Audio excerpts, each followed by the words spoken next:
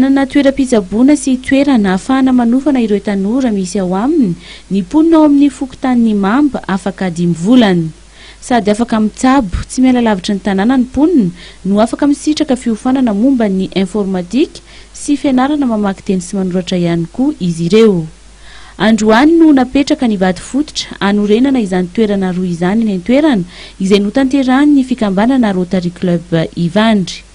Vola mitetina hatrany amin'ny 50 sy 200 tapitrisa ariary, hatrany amin'ny 50 sy 300 tapitrisa ariary no entin'ny Rotary Club Ivandry manatanteraka ity asa fametrahana toeram-pitsaboana sy toeram-panofanana ity.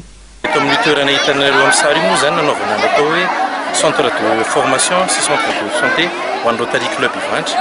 Budget anay entre 250 et 350 millions d'ariary, mbola mitady vola aloha izay.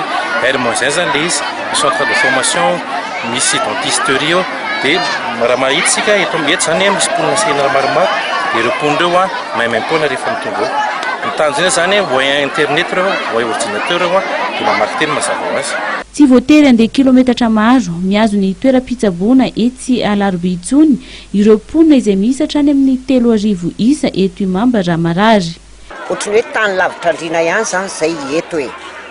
Raha ohatra zay ka hamonjy centre de santé dia lavitra be Alarobia, eny Alarobia vao misy. Matetika nefa ny olona tsy tody any. Raha indraindray efa mba hoe misy bus ihany zany mandeha nefa rehefa sendra tsy manana ny ankamaroan'ny olona eto zany dia tena hoe olona sahirana be mihitsy. Dia faly ary zay nahatonga ny centre de santé eto mikarakareny Rotary Club io. Sady manala fahasairana anazy ireo ny isian'ity toeram-pitsaboana ity no hanampy ny tanora ao aminy ihany koa ny fanofanana izay atao ao.